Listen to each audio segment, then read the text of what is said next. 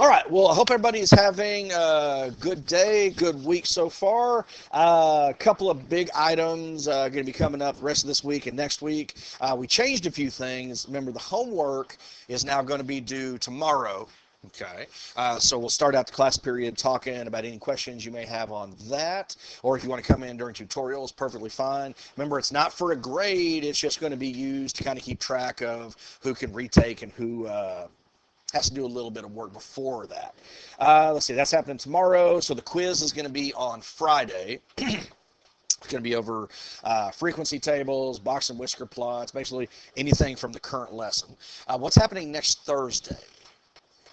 That's your exam. Okay, so we want to be looking ahead to that. I always encourage people to kind of start studying ahead of time, instead of the 2 or 3 hours the night before. It's going to do so much better for you in the long run if you just take maybe 5 to 10 minutes, okay, maybe even in the next night or two, look over a topic. If you feel comfortable, move on. If not, come on in and let me help you with that.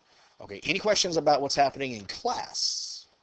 Now, I do have a quick question. There's several items happening next week on campus, and I'm trying to get a feel for if I need to change something next week. Thursday next week, the same day, during 8th period, we're going to have our first pep rally. Okay. Is there anybody, I'm not talking about people who are going to buy a ticket and go, is there anybody here who is involved in that?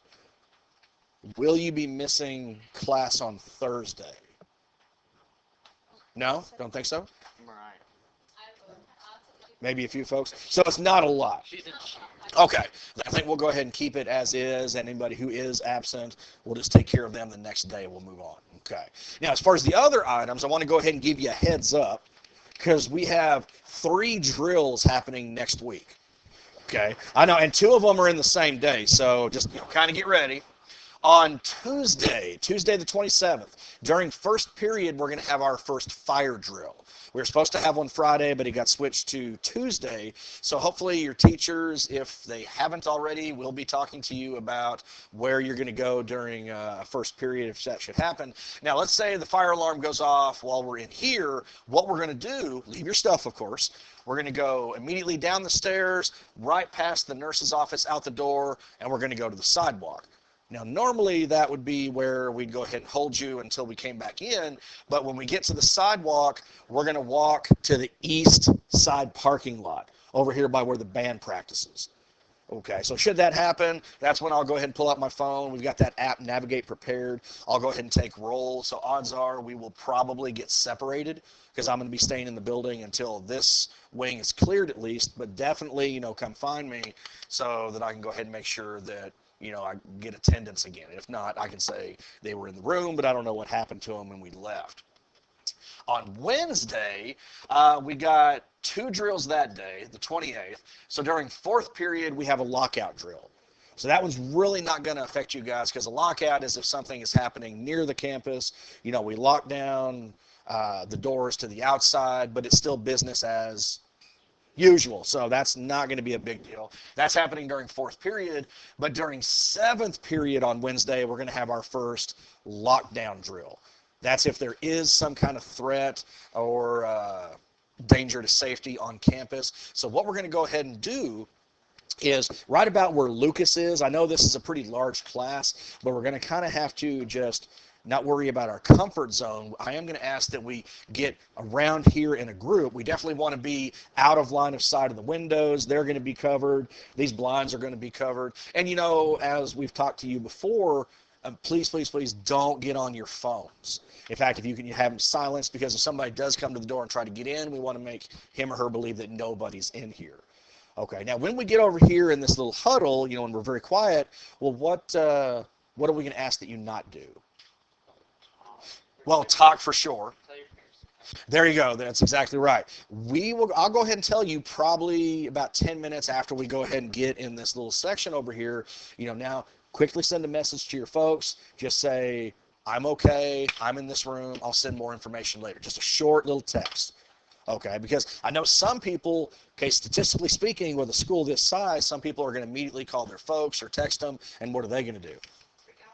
Will also freak out, but they're also going to head up here.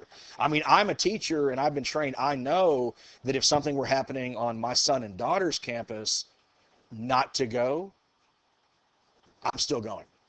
I mean, I can't help it. I would not be able to just stand here and be thinking about that in the back of my mind. So it's just, it is what it is. So I'll let you know when to do that. That's happening on Wednesday during 7th period. Okay. Any questions about that? It's almost the end of the month, and by law now we have to have so many drills per month. That's why, everything's kind of coming in the same week. John Henry? So the fire alarm or the fire drill will be this class? No, the fire drill will be Tuesday during first. Okay. Yeah. That was just if we're in here when, that happens to occur. So the lockdown drill. Lockdown drill will be 7th, so it's after this class. So it'll probably be, I would imagine they're going to give us probably 5-10 minutes to go ahead and take roll, get everybody situated, and then they'll come on and say, okay, we're, lockdown situation. And the one we did last year, we only did, one last year, and we were actually in that class for a good while. Because they got to go around and check all the doors and make sure that everybody's in compliance with everything. So just to kind of let you know that's happening. So any questions? Okay. Anything else? Hey, Erica.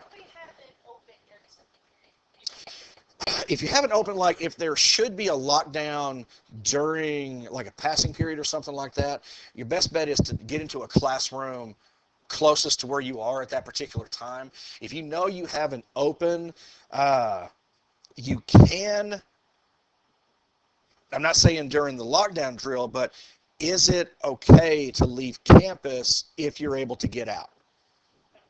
Yes.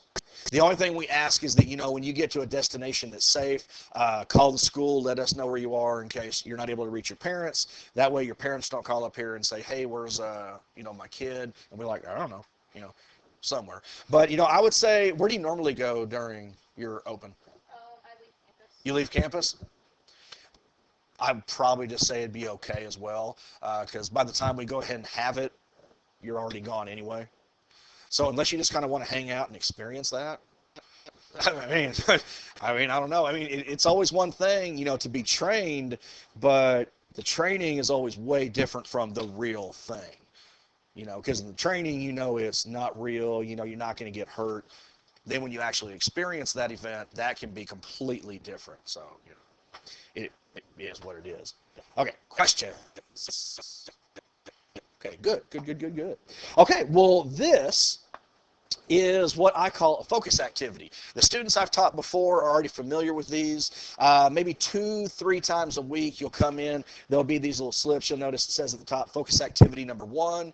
So there will be a focus activity number 2 and a number 3. I'm thinking I'm only going to have 3 in this first set. Now, when you see one of these, I would encourage you, try to work as much of it as you can, without me. Okay, we are going to go ahead and work these together, but you never know if this concept could show up maybe on a test or a quiz, or even if it could show up on one of the paper exams that we're building towards at the end of the school year. So you want to try to get that practice, try to think of some kind of strategy or something. And you want to hang on to these. That is probably the most crucial. At some point, I'm going to go ahead and say, okay, you've now got 3 focus activities. I want you to staple those, turn them in. That's going to be recorded as a quiz grade. So all you have to do is hang on to these. We're working them together. That should be a guaranteed grade. Okay, and I want to do that at least a couple of times in 6 weeks. So definitely keep up with them in a binder, a folder, because I do have extras. Okay, but again, I don't have enough copies for everyone to have 2. These are not on the website. Okay, so once these extra copies are gone, that's it. Okay, you have to hang on to the original copy. Any questions about the focus activities? Okay. All right. Well, then, why don't we go ahead and take a look. This one is going to talk about quadratics, which we will have a unit on at some point, probably the 2nd semester. But it's always good to see what we remember. So we have this quadratic here. It says the vertex is at 1, -9, and the graph crosses the y-axis at the point 0, c. Okay, so we don't know what the value of c is yet. The function can be written in the form f of x equals x minus h squared plus k. Does anybody actually remember what that form is referred to as? It is the vertex form, yes, because you can immediately tell hk what the vertex is going to be just by looking. You don't have to manipulate it, okay? Now, part A, it says write down the value of h and k. Well, we already know the vertex. The vertex is always given to us as hk. Remember, we call x and y generic variables because they're always there as part of the equation. So I immediately know that h is 1, and I know that k is -9. Okay. Now it says find the value of c. Okay, well, why don't I go ahead and plug in all my values here. We have x minus h squared. So if h is 1, I'm going to say x minus 1 squared plus k, so plus -9 or just -9. Now I would go ahead and set this equal to f of x. Okay, but if I'm wanting to know the value of the y-intercept, can anybody tell me what can I actually do? There you go. Okay, because you'll notice they've also written the point here. I'm looking for the value of c, that y value, given that x is 0. So it's almost like, function notation, where you were given some value in parentheses and you're just going to plug it in. Okay, so let's see here. That would be 0 minus 1 squared minus 9. So what ultimately is that going to be? -8. There we go. So this is -8. So I go ahead and say C is -8. Okay. Now, the one thing about these problems, especially when it comes to that paper exam, both of them that you're going to see in May, the problems are progressive. What that means is that early steps in the problem are going to have you find specific values for a reason. Because 9 times out of 10, as you get to the final questions in the problem, that's where you're going to have to go back to the original answers that you found. You're going to use those to kind of help keep the problem going. If you're looking at the homework, who's had a chance to look at the homework I gave yesterday? Okay, you'll notice, especially, I think it's on number 1 or number 2, one of the first ones, that's very much the case, especially when you're trying to find the mean of that particular set of data. All right. Now, has anybody been wondering what these numbers are in the brackets? You're intrigued? Okay. Well, in math, we're always intrigued, right? Yes. These are what we call marks. Okay. Basically, it's your score. Does anybody know how many marks you're going to get maximum for each of the 2 paper exams? Oh, now it's 20 for the IA, but the maximum number of marks you can get, yes, sir?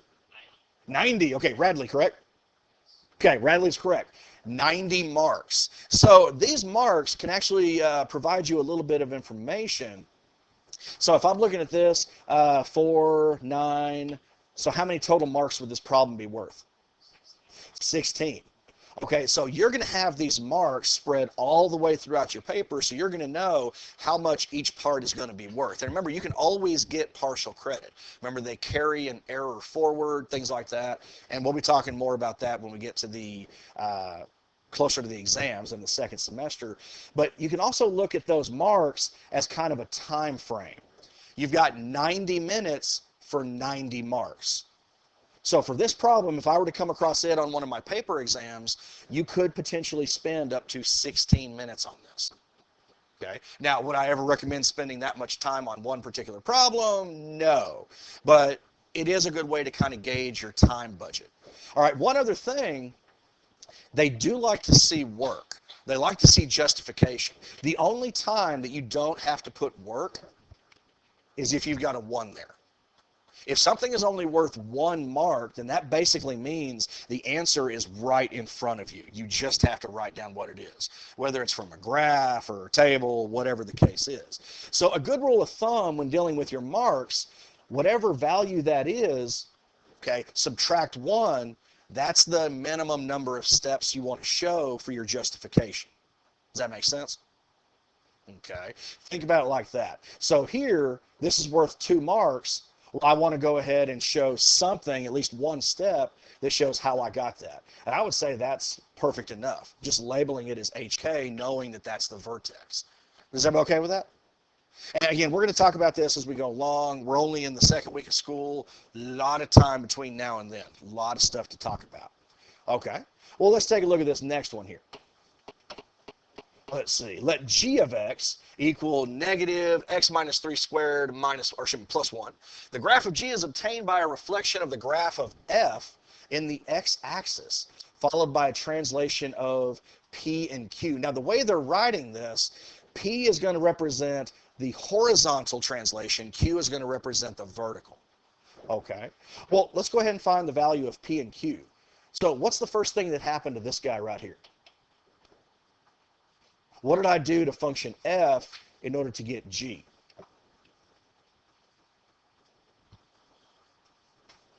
It was reflected. Okay, so if I go ahead and reflect it exactly where it is, and this is not going to be perfect, okay, but if I take the point 1, -9, and I were to go ahead and reflect it over the x-axis, well, what would that point be? It would be 1, 9. So let's say that one right there is now at 1, 9. What's the vertex of G?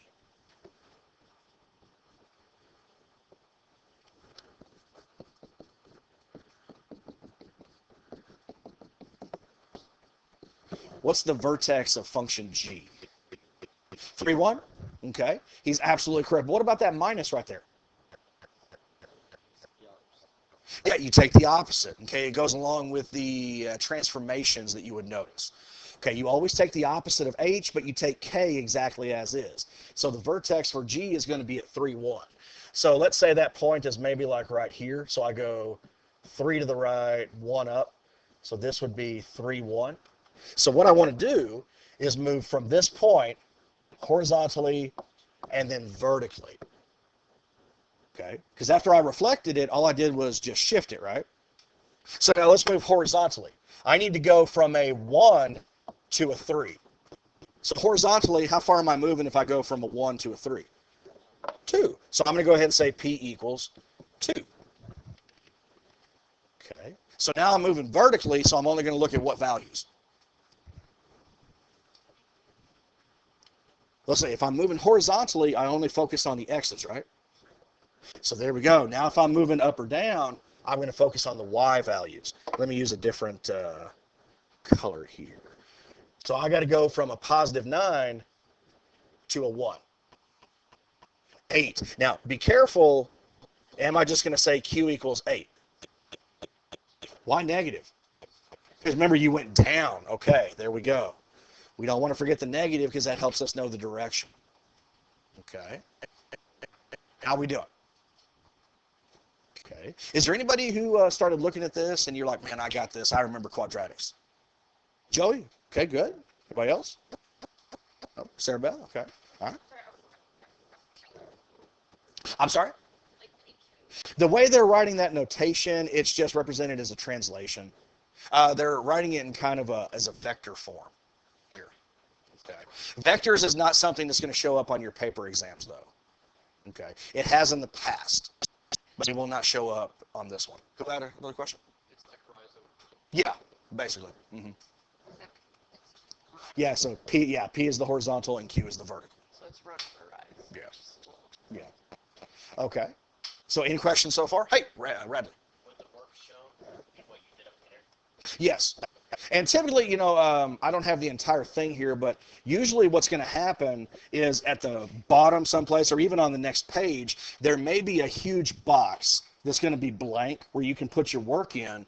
And then typically on the bottom right corner, like you have A, there'd be A right here and there'd be a blank. And then there'd be a B and a blank. So there's going to be a place for you to go ahead and put your answers. In fact, when a grader takes a look at your test, he's not even going to look at your work. He's going to look at your answers. If your answer is correct, he probably won't even take a look at what you wrote. Now, if your answer is wrong, then he'll go ahead and take a look at your work to see if you can get partial credit. Okay. All right, well, the only thing we have left is D, which says find the x-coordinates of the points of intersection of the graphs of F and G. Okay, so I want to find the x's where they intersect. So it's probably going to be, something like this. We know this other parabola is going to be opening down. So how many would we expect to find? How many places do those graphs intersect? 2. Well, can anybody tell me algebraically how would I do that? If I know the equation, the vertex form of each quadratic, and I want to find the x values that they have in common. There you go. Emmy said set them equal to each other. Okay, so what was that first one? X minus 1 squared minus 9. X minus 1 squared minus 9.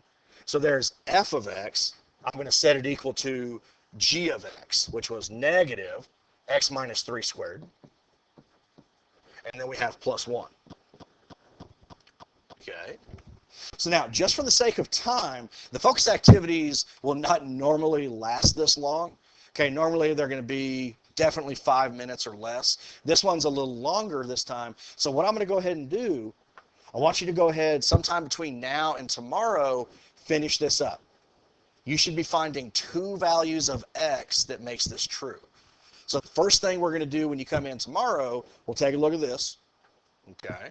And then we'll go ahead and go over questions on the homework, and then we will continue with the lesson. Okay? So don't forget, try that, because you never know when this could possibly come up. Just good old algebra skills. And if you're having trouble, come see me. Okay? But we are going to take a look at that tomorrow. All right. Good. Okay, well, what do you say we go ahead and wrap up this current lesson? I just want to make sure we can go ahead and finish this today. If I can kind of get things started on cumulative frequency graphs, that set of notes I gave you yesterday, that would be fantastic. But we'll kind of see how it plays out. Okay, so this is where we finished up yesterday. We were talking about box and whisker plots. Okay. Now, a lot of times when you're looking at these problems, before it even asks you to create a box and whisker plot, you're going to go ahead and create what they say is the 5-point summary.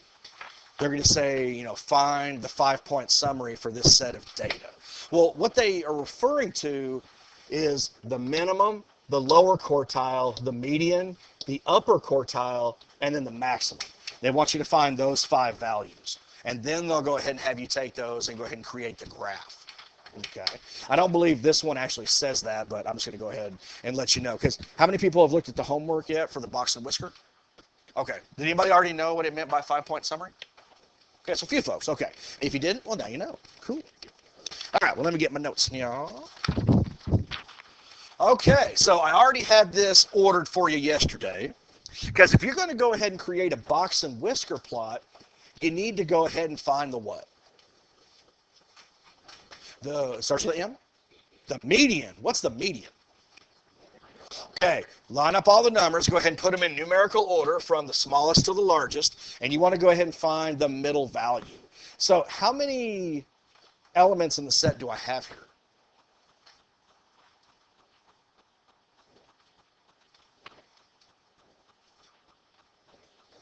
$17. We got 17. Now, with it being odd, that's going to make it easy on us. All I need to do is go ahead and find the halfway point. So basically, I'm going to take the 9th value. 1, 2, 3, 4, 5, 6, 7, 8, 9. And so here we go. Here's my median. All right, because you'll notice I have 8 values above, and I got 8 values below. It's the middle value when you order your set of data in numerical order. That's the median. Just a quick recap. We're going to be doing this in the next lesson, but what was the average again? There you go. That's where I take the sum of all my elements, and I do what? Divide it by the number that I have. So whatever the sum would be, I would divide that by 17, and that would be the average value. What am I talking about when I say mode?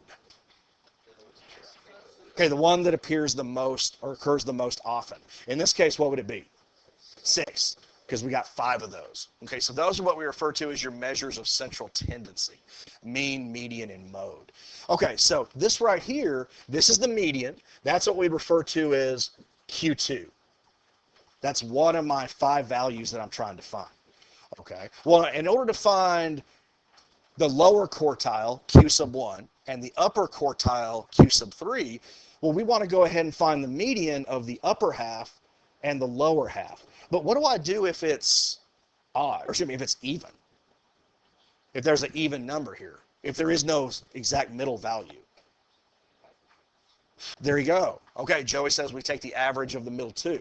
So for this upper one, I got 6 and 9, 6 and 8, 6 and 8, and then see, these are the 2 middlemost values, right? So I'm going to average them. 7 plus 7 divided by 2, 14 halves will give me 7. Okay, so that's Q3. That's my upper quartile. That's the median of the upper half of the data, the top half. Well, now I'm going to do the same thing for the lower half. Let's see. I'm going to go from the outside in, 2 and 6, 3 and 5, 4 and 5. So I got 4 and 4. Okay, well, they're both the same. I'm going to go ahead and write it out anyway. So 4 plus 4 divided by 2, we're going to end up with 4. That would be what? Q sub 1, the lower quartile. Yes. So I found 3 of the 5 main values that I want. Okay. The others are actually already there. What are the only 2 I'm missing? Yeah, 2 and 9. What do we call those? There we go. That's the minimum, the smallest element of the set, and then the maximum, the largest element of the set. So when you're asked to find the 5-point summary, that's what it's asking for. Okay, and the median can be referred to as Q2. Like I say, you have different values here, and it depends on the problem. Sometimes they may give you the notation in terms of Q. Sometimes they might actually list the quartile. Okay. All right. Any questions on how we did that? Okay. Well, let's go ahead and create my box and whisker plot. All right. So I know that the median was at 6, so I've got this number line here. So I'm going to go ahead and draw just a vertical line for the median right there. Okay, because using the lower quartile and the upper quartile along with the median, that's where you're going to form your rectangle. Okay, so let's see, Q1 was at 4, so I'm going to draw one right there. The other one was at 7, and there we go.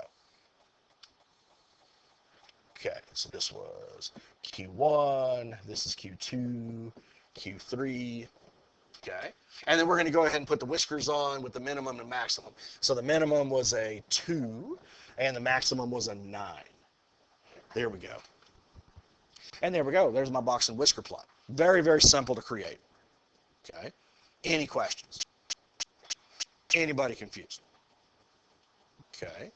But now, I mentioned it yesterday. What is this actually doing for me? I mean, we're organizing the data, but how? Remember, it's dividing the data up into what? Quartiles. What does that mean? Okay, fourths. So like I said yesterday, between 2 and 4, that should represent how much of the data? 1/4. So it should be 25%. Okay. This right here should be 25% of the data.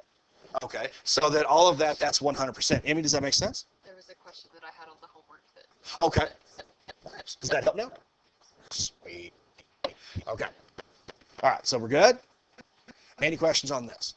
Now, a few more things I want to go ahead and do, and then I'm going to show you how to do this on the calculator. I always like to show you by hand, and then I'll definitely go ahead and practice on the technology. Now, the homework, I mean, I'm not going to say I prefer you to do it by hand, because what are you going to be doing on the paper exams?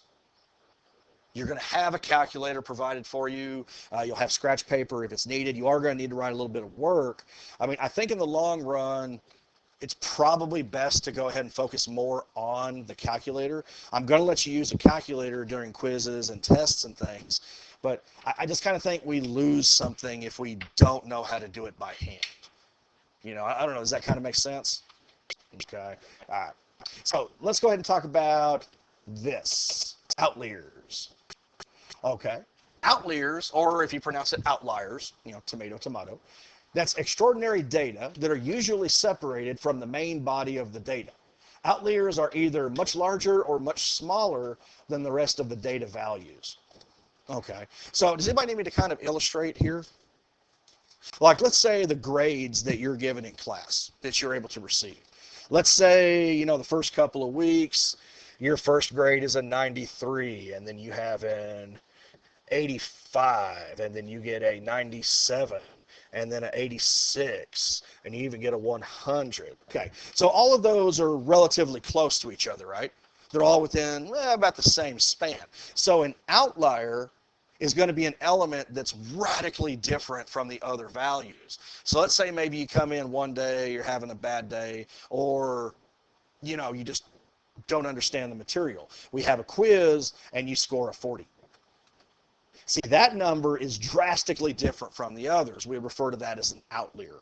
And there's a test for that. If you have a set of data, here's what you want to do. Let me go ahead and erase this so we can actually see it. Okay. The lower boundary, the lower quartile, you're going to take that minus 1.5 times the IQR. If you want to test for the upper boundary, you take Q sub 3, the upper quartile, and add 1.5 times IQR. It's a very simple formula, but what does the IQR mean? Interquartile range. Okay. It's the range of the values in the box. It's always found by taking Q sub 3 and subtracting Q sub 1. So my IQR for this problem here would be Q sub 3, 7, minus Q sub 1, 4, so it would be 3. Okay. Very, very easy. Now let's go ahead and apply the formulas. I want to look at my lower boundary. So I'm going to take Q sub 1, okay, and I'm going to go ahead and subtract 1.5 times my IQR 3. Okay. Well, I'll just go ahead and actually substitute it in. So the Q sub 1 was 4. Okay. So 4 minus 1.5 times 3. So let me come on over here. I knew it was going to do that. Okay. So somebody help me out with that. I think it ends up being, what was it, negative something? Negative what? Negative 0.5? Okay. Here we go. So negative 0.5. Okay.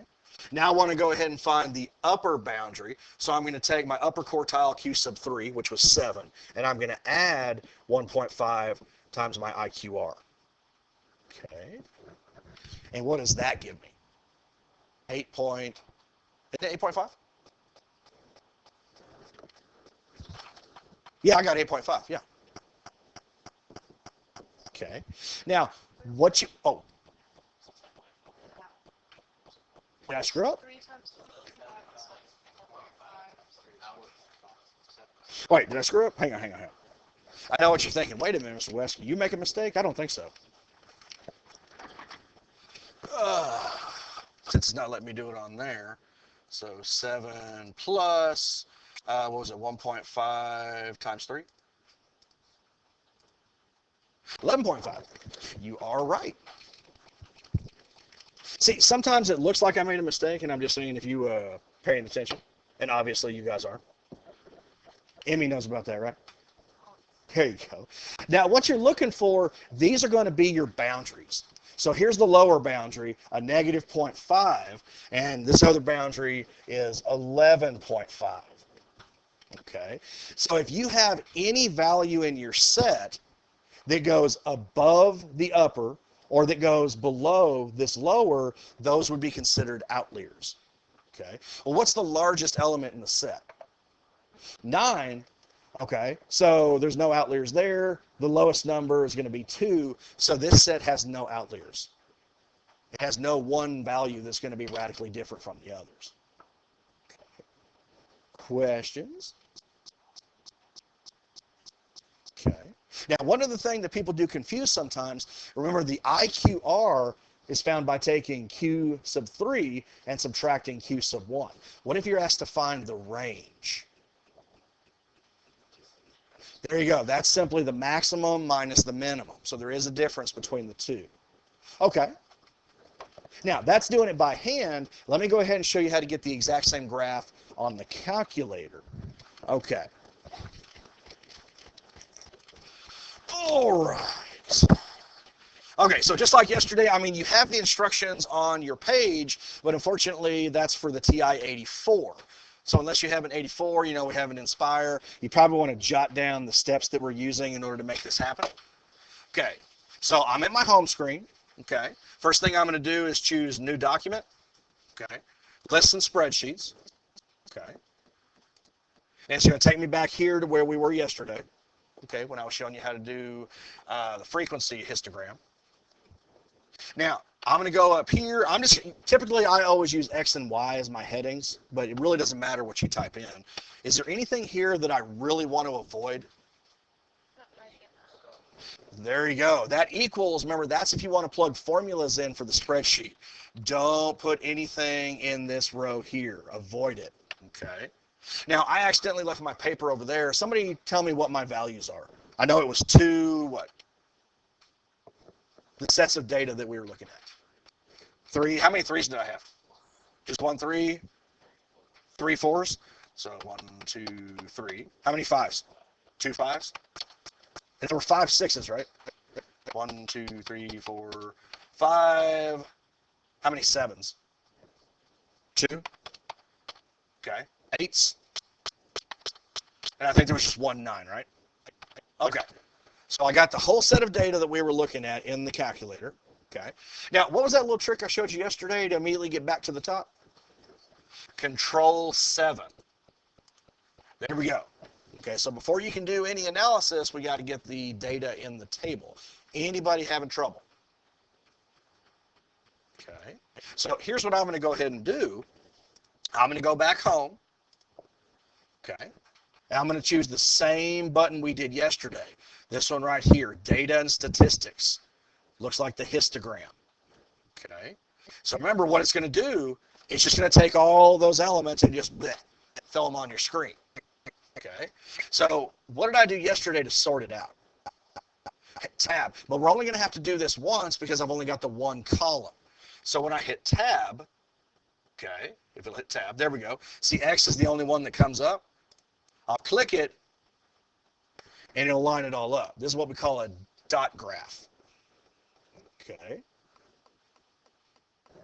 Is everybody okay up to this point? Okay. Now, what I'm going to go ahead and do, I'm going to go to Menu, Plot Type, and I'm going to choose Box Plot. Okay, so let me go back again.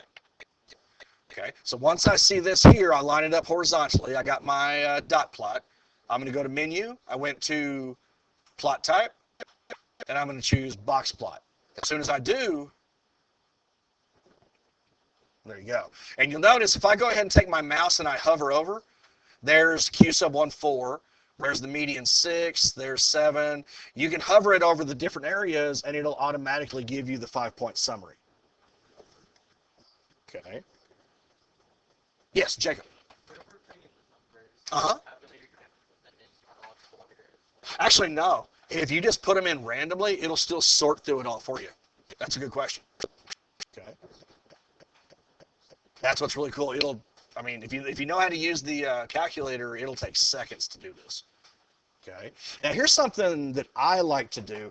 I'm not really big on seeing the graph. I like to get as much information as I can. So if you go back over here to your spreadsheet, you just need yourself an empty cell. Typically, I like to go ahead and take the bottom right empty cell after my data. There's no rhyme or reason for that. I just always choose it.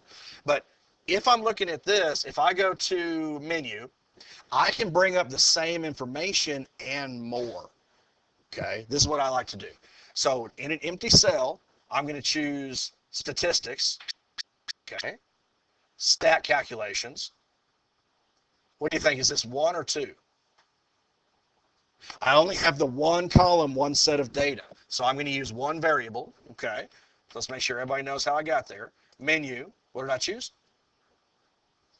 Statistics. Stat Calculations. One variable. Then this box just comes up, number of lists. You can just go ahead and click OK past that. Don't worry about it. Then it's going to give you this. Okay. Your X list, that's the column of data that you just put in. So I'm going to go ahead and make sure that it's the title that I typed in. Now, there's no frequency list, right? But you'll notice if I go ahead and even delete that, as soon as I move past it, it's going to put it right back in there. So don't worry about that. Okay. All the information is going to be showing up in the third column, column C. I'm going to click OK. Now, let me scroll up. Look at all this. It automatically found the mean for the set of data. It found me the sum of all the data. Look at this. Can anybody tell me what this is right here? That's something that we're going to be doing hopefully sometime next week. That's standard deviation. That's standard deviation. But if I go ahead and continue to scroll down, see it tells me there's 17 elements there. But check it out. What are the last 5? It'll give you all the information for the box and whisker plot. See, I prefer to go ahead and do that because it gives me what I need, but it also gives me a lot more information I could potentially use. Ella, how am I supposed to change the information? What do you mean? Oh, how did I get there?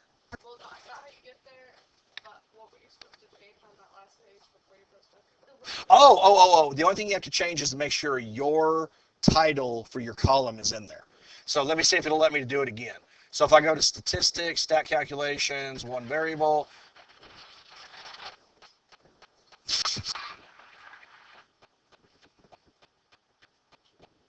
That's a really pissed off rat, or somebody's just dragging something along the wall. I thought that would kind of go over. One person laughed.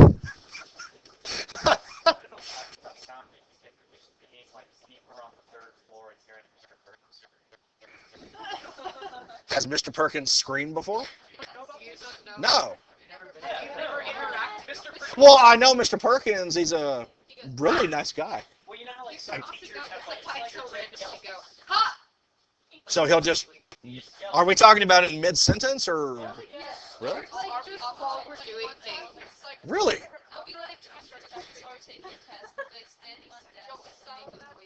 or he'll like So he's even more cool than I thought. yeah. Okay. All right. So Ella, to answer your question, it allowed me to go back here. When you're ready to do it, just go ahead and make sure that the X list, it's chosen the title you put in. You don't have to change anything else. And now it says it'll give me the information in E. I'll click enter, and it actually just looks like it doubled the information.